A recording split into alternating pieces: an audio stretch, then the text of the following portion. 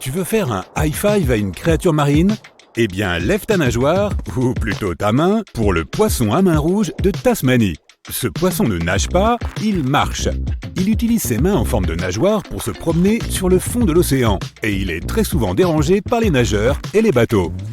Certaines personnes veulent même les rapporter comme animaux de compagnie, mais il vaut mieux leur faire un simple signe de la main et continuer à nager. Le vampire des abysses. Son nom scientifique est Vampiroteuthis infernalis, ce qui se traduit par « calmar vampire de l'enfer ». Rien que ça. Ce calmar semble avoir pour but de terrifier tout le monde avec son nom, sa couleur rouge foncé, ses pics et le fait effrayant qu'il peut se retourner de l'intérieur comme une chaussette. Il adore se donner en spectacle, mais il est aussi inoffensif qu'un chaton pour les humains.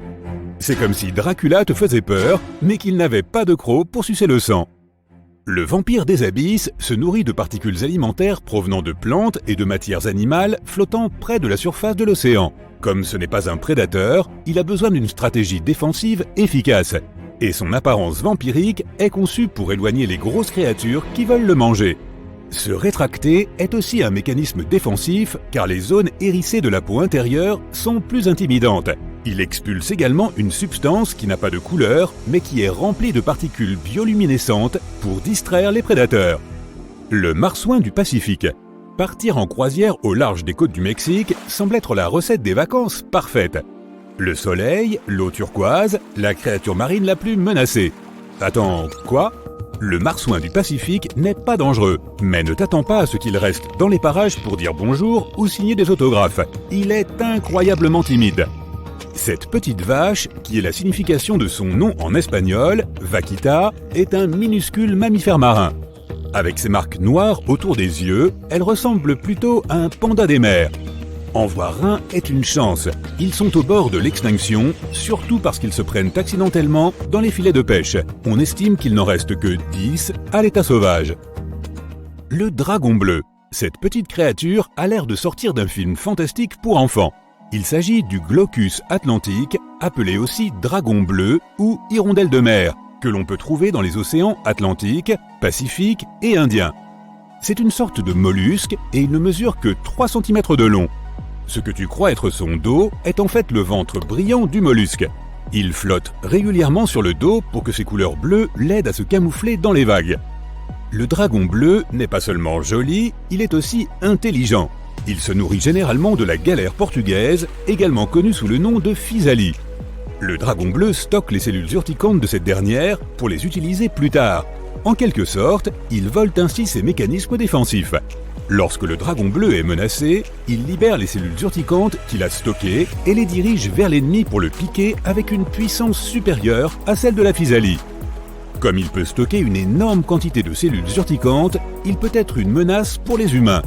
Alors si tu en vois un, ne le ramasse pas, il est préférable de l'admirer de loin. Le revenant vit dans les océans Atlantique, Pacifique et Indien. Tu te demandes peut-être pourquoi un poisson a une tête transparente. C'est une bonne question. Depuis que l'espèce a été découverte en 1939, on croyait que ce poisson était doté de tels yeux pour voir droit devant lui sans pouvoir faire aucun mouvement. On supposait donc que sa vision était un tunnel. Mais les scientifiques Bruce Robinson et Kim Reisenbichler de l'Institut de recherche de l'aquarium de Monterey Bay ont récemment découvert que le poisson peut déplacer ses yeux verticalement au travers du haut de sa tête translucide et ainsi remarquer s'il y a des prédateurs ou des proies à proximité. La tête transparente permet aussi à plus de lumière d'entrer pour qu'il puisse mieux détecter les proies. On pense que le revenant se nourrit de méduses et de petites espèces de poissons. Si tu plonges dans l'océan la nuit, tu auras peut-être la chance de voir comment le corallimorphe boule orange s'épanouit dans l'obscurité. Mais assure-toi d'être rapide, car dès que tu allumeras ta lampe de poche pour le regarder, il rétractera ses tubes à l'intérieur. Le mégalodon. Le requin-baleine n'est pas le plus grand requin connu des humains. Si toutes les espèces de requins formaient un royaume, le mégalodon préhistorique en serait le souverain incontesté. Le mégalodon parcourait l'océan il y a très longtemps. Il y a environ 15,9 à 2,6 millions d'années entre le début du Miocène et la fin du Pliocène. Bien qu'il ait disparu depuis longtemps, les gens sont toujours étonnés d'apprendre l'existence de ces gigantesques créatures marines. Le mégalodon pouvait atteindre une longueur de 14 à 18 mètres et ses mâchoires de plus de 1,8 m de large. Un fossile d'une dent ayant appartenu à un mégalodon mesurait 18 cm. Il est rassurant de savoir que ces animaux ont disparu depuis longtemps, mais il y a encore des aventuriers qui espèrent rencontrer ce monstre un jour. La pieuvre Dumbo. Cette adorable créature, ou effrayante créature, tout dépend de la façon dont tu la vois, est officiellement appelée Grimpotetis. Plus simplement, on l'appelle la pieuvre Dumbo, du nom du personnage de Disney. Bien que Dumbo, l'éléphant, pas la pieuvre, ait été moqué pour ses grandes oreilles, il est très peu probable que cette pieuvre soit moquée par ses voisins aquatiques. Ce sont les pieuvres les plus profondes, qui vivent dans les profondeurs les plus abyssales de la mer, et tu sais à quel point cet endroit est effrayant. Elles ne mesurent qu'environ 20 cm et passent leur journée à déambuler juste au-dessus du fond en mangeant des escargots, des vers et d'autres aliments qu'elles trouvent dans le courant ou dans les grands fonds. Il existe près de 17 espèces de pieuvres Dumbo et elles ont toutes des différences de taille, de couleur et de parties du corps. Si tu ne te lasses pas des animaux étranges, tu seras heureux d'apprendre que les profondeurs de la mer ont à peine été explorées par les humains. Alors garde l'œil ouvert. D'autres animaux fascinants des profondeurs seront certainement découverts à l'avenir. L'ange de mer.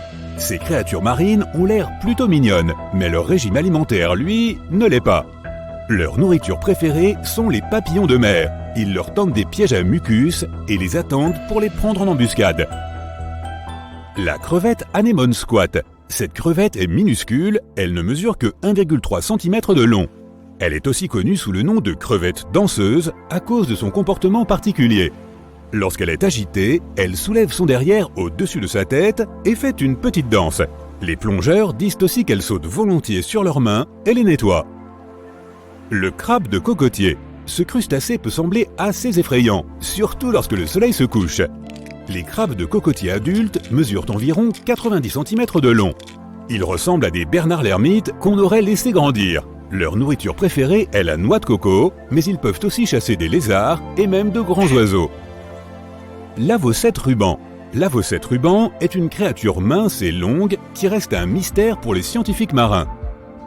Elle mesure 122 cm de long et possède au moins 750 os dans sa colonne vertébrale, ce qui est beaucoup plus que n'importe quel autre animal dans le monde. La plume de mer. La plume de mer mesure 2,2 mètres de long et il en existe de nombreuses variétés, mais la plupart d'entre elles ressemblent effectivement à un stylo ou à une plume. La ressemblance est encore plus frappante lorsque l'animal a son bulbe rempli d'eau qu'il ancre au sol. Le ver tapis persan. Cette créature ressemble effectivement à un tapis, bien qu'elle soit très petite en comparaison, ne mesurant que 10 cm de long. Capable de devenir à la fois mâle et femelle, il ne s'accouple pas vraiment avec les autres vers. Il se bat plutôt avec eux pour porter la progéniture. L'escargot de langue de flamand.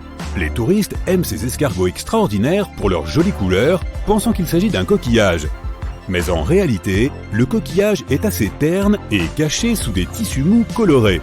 Ces escargots mangent les parties molles et toxiques des coraux et stockent leurs toxines pour se protéger. Le poisson-pierre. Les poissons-pierres ne vont pas gagner de concours de beauté, à moins que le concours ne soit celui du meilleur aspect de rocher. Leurs petits yeux non réfléchissants et leur peau rugueuse se fondent parfaitement dans leur environnement. Une grosse tête, une bouche encore plus grosse et une maison pleine de... Ouais, ce sont des pierres. Et ce n'est pas parce que tu es sur la plage que tu es en sécurité. Le poisson-pierre peut survivre pendant 24 heures hors de l'eau. Marcher sur l'un d'eux ou même le manipuler ne serait pas franchement amusant. Les épines de leur nageoire dorsale contiennent un venin extrêmement puissant. Il est libéré lorsqu'on leur marche dessus et peut entraîner une paralysie ou même un arrêt cardiaque. Tu auras besoin d'aide et vite. Pas étonnant qu'il s'agisse de l'une des créatures les plus dangereuses dans l'eau ou ailleurs. Sois prudent lorsque tu te faufiles dans les zones rocheuses. Ils adorent jouer à cache-cache. Le poisson dragon des profondeurs. S'il y avait un prix pour le poisson le plus affreux de l'océan, le poisson dragon des profondeurs le remporterait. Avec sa peau gluante, sans écailles, ses énormes dents et son visage que seule une mère pourrait aimer, ce vilain garçon des mers n'a rien à craindre. Il aime nager entre 213 mètres et 1829 mètres sous la surface de l'océan, là où les eaux sont les plus sombres et les plus froides. Comme d'autres créatures de cette liste, le poisson dragon des profondeurs se sert des parties bioluminescentes de son corps pour attraper ses proies. Il utilise aussi son appendice qui pend, doté d'une petite lumière rouge à son extrémité et qui sort de sa mâchoire inférieure. De nombreux poissons prennent cette petite lumière pour une proie, ce qui les attire directement dans les mâchoires du poisson dragon. Très malin, cher poisson dragon, très malin, en effet. Le poisson ogre.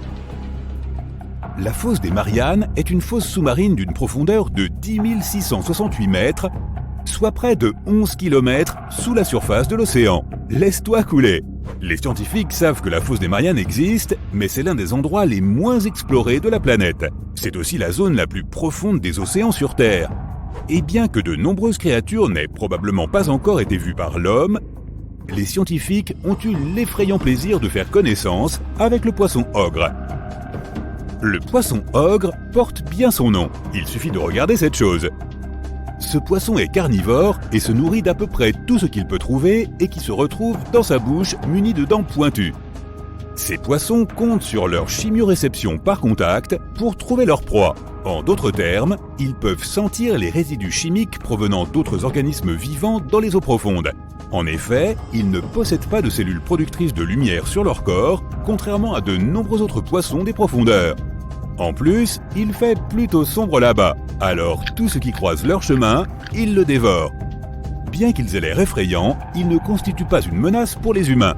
Ils mesurent seulement 18 cm de long. Malgré tout, je ne voudrais pas tomber sur l'un d'eux pendant une agréable baignade dans l'océan.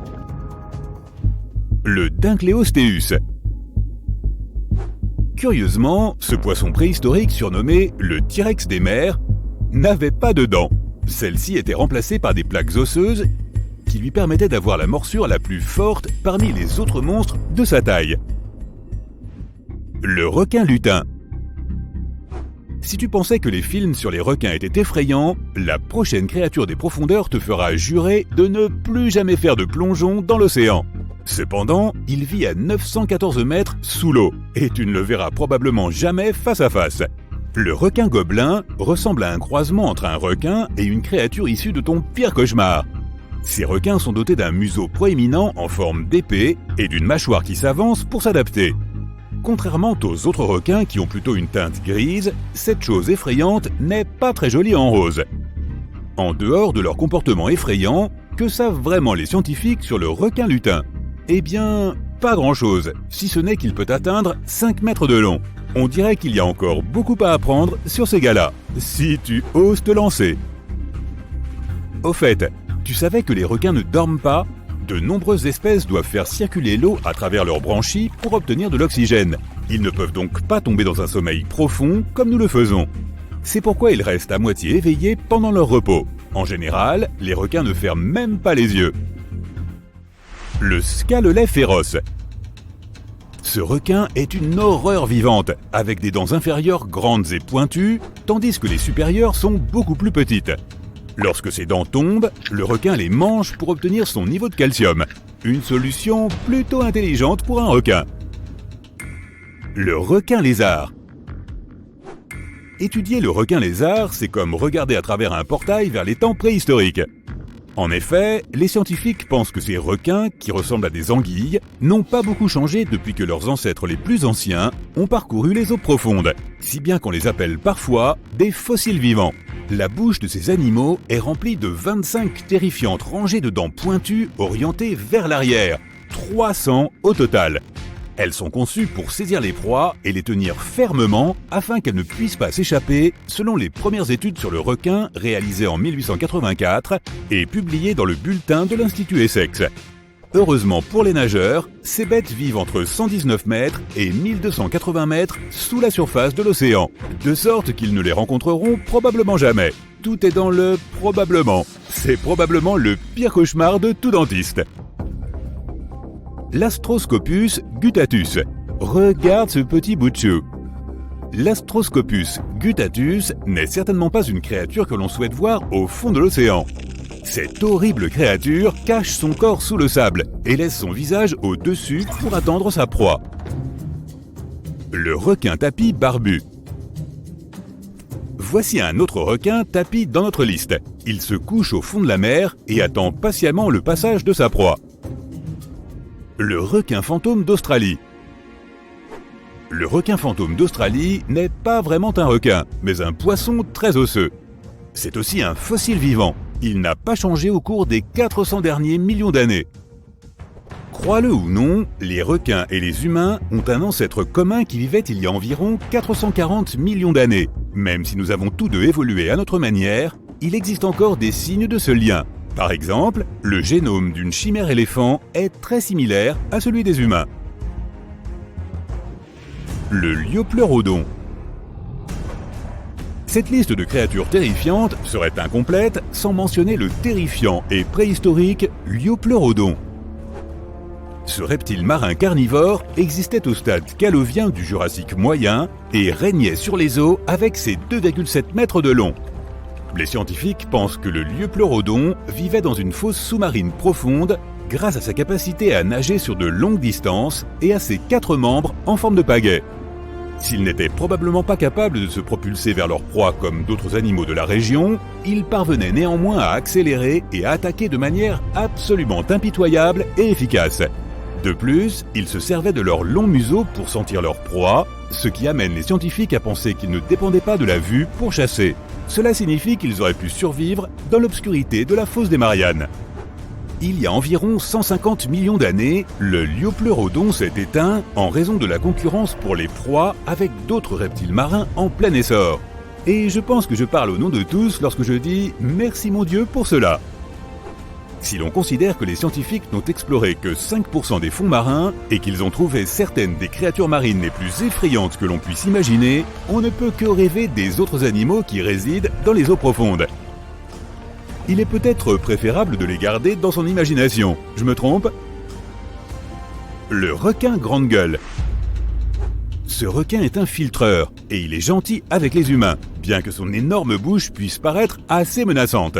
Comme le requin pèlerin, il nage avec la bouche constamment grande ouverte, comme s'il était sur Twitter.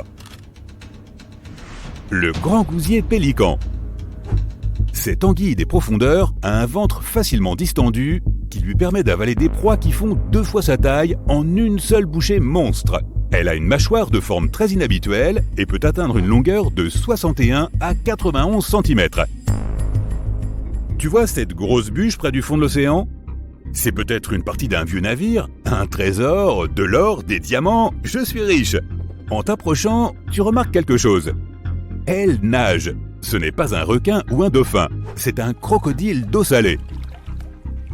Maintenant, ne panique pas. Si tu tombes sur un de ces reptiles dans la mer, il est peu probable qu'il te considère comme de la nourriture. Les crocodiles ont une valve spéciale dans leur gorge qui les empêche de se noyer sous l'eau. Mais cela ne veut pas dire qu'ils ne peuvent pas mordre. Normalement, ils se dirigent vers une île voisine et le moyen le plus rapide d'y arriver est de faire du body surf. Ils ne peuvent pas vraiment prendre le ferry. Tu peux les observer de loin, mais ne nage pas tout de suite vers le bord. Ils aiment tendre une embuscade à leur repas dans les eaux peu profondes.